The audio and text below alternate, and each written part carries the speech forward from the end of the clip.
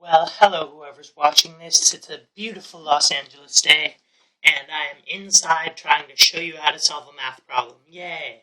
So, I'm going to show you how to solve problem 18 on the AMC. It's a pretty hard problem, pretty deep into the test, and the basic outline of the problem is you need to solve for the area of this curvy figure here. The only information you're given is the length of one of these arcs, which turns out to be 2 pi over 3. And the length of one of the sides of this regular hexagon here. If you could see it, it's the white dots. The length of the sides are 2. So basically, what we're going to start with is we're going to find the area of the hexagon. So this is pretty simple to start with. Let's outline the hexagon and let's cut it into some triangles because that's the easiest way to find areas of hexagons. As you can see, there's 6 triangles here, each with a base of 2, because it's a regular hexagon.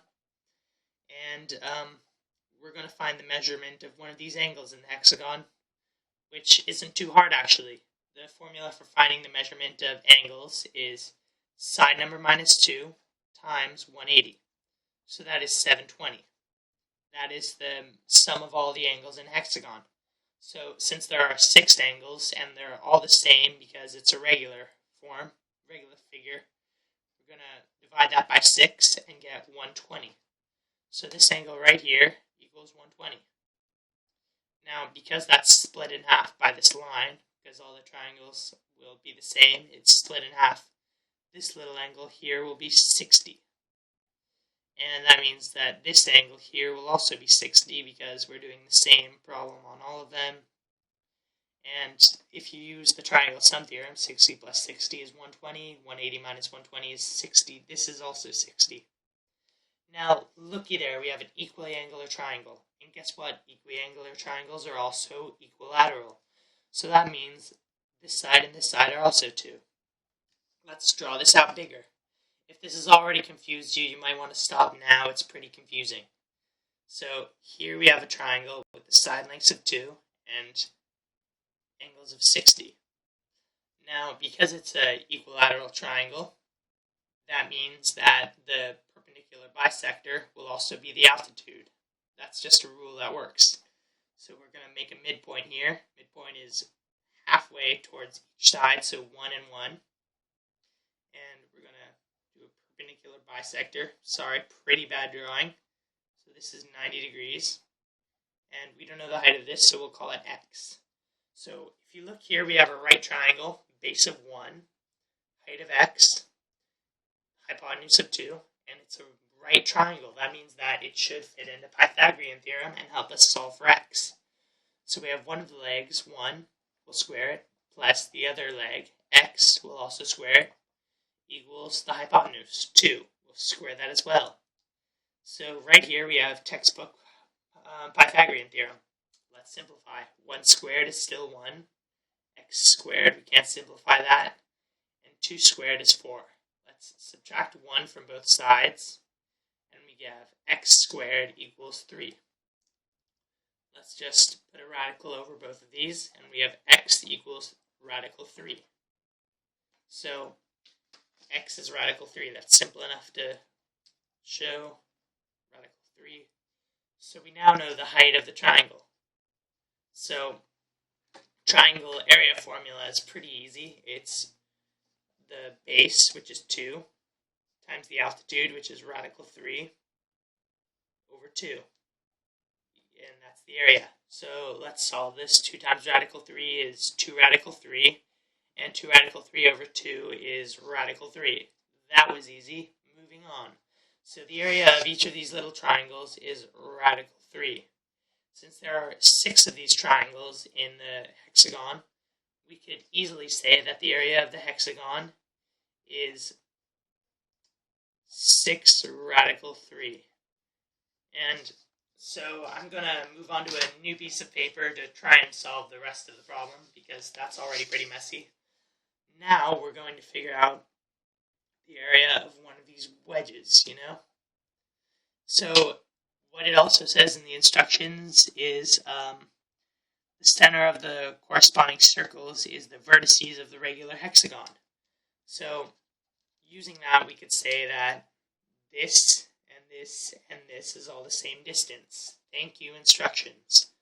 So because of that, the distance between this and this also has to be the same, so the distance between this and this has to be the same. Which also means the distance between this and this has to be the same, so we could pretty easily say that this arc would fit in here. So if you erase all the meaningless lines I just drew, you'll realize that we now have a perfect circle. A circle is much easier to solve for than a weird wedge shape. So let's solve for the area of this circle. We have this circle, and it is made up of 3 wedges. What a terrible circle. And so the length of one of these segments, I'll just kind of mark off these segments. The length of one is 2 pi over 3. 2 pi over 3 and 2 pi over 3. You might notice we have 3 pi over 3's. Wow, 2 pi over 3's. My bad. So since there are 3 of them, 3 of the thirds, we could just multiply it by 3 and call the circumference 2 pi. So the circumference is 2 pi. Circumference is the distance around the circle. So to find the area of a circle, we need to find the radius, and we need to find the radius by finding the diameter. The cool thing about diameter is you could find it really easily if you know the circumference. The formula actually is circumference over diameter equals pi. Guess what we have here? The circumference. So 2 pi, the circumference, over x, the diameter, because we don't know it, equals pi, and we're going to put that over 1, because we can put anything over 1. As you can see here, we have something that kind of looks like a proportion. Guess what? It's probably a proportion. So let's cross multiply, and we get 2 pi equals x pi. X pi, not x squared. Let's simplify this, dividing both sides by pi, and we have 2 equals x. Awesome, we know that the diameter equals x. Since radius is half the diameter, we could pretty easily say that the radius is 1. My bad, I meant diameter is 2. So half of 2 is 1. So we could say the radius is 1.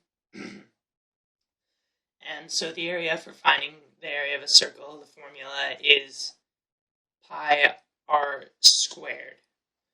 So let's plug in the radius. Pi times 1 squared is the same thing as pi times 1, because 1 squared is 1, and pi times 1 is just pi. So the area of this circle is plain and simple pi. Since there are 3 of these wedges here, we could say that the area of one of the wedges is 1/3 of pi, or pi over 3. That's pretty fun. Now we know the area of the wedges, and we know the area of the hexagon.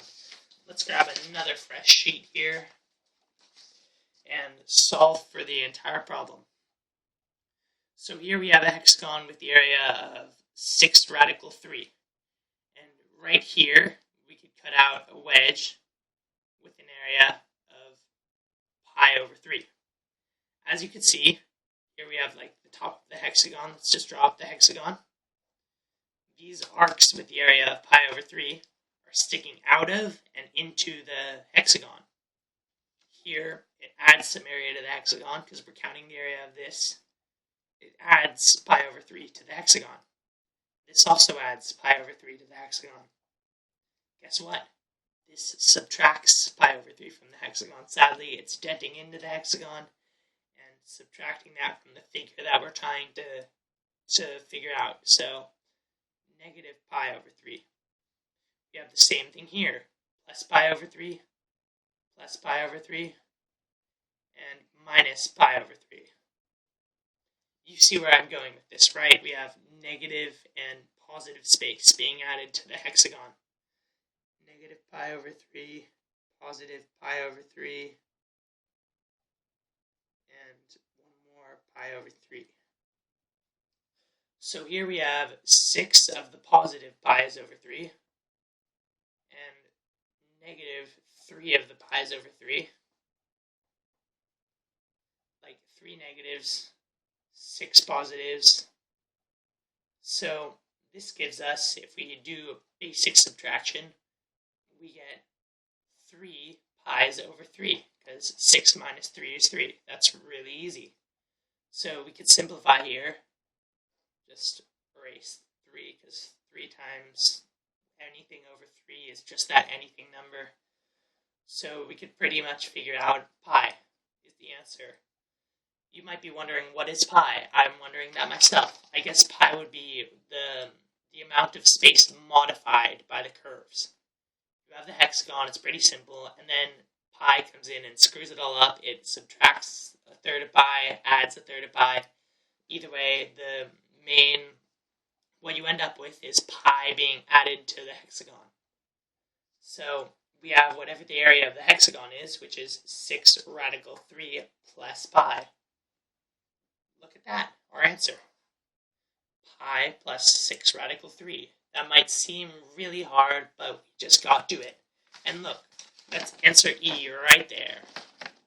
That's blank page. That's answer E right there. So I guess we just solved one of the harder problems in the test. Thanks for watching.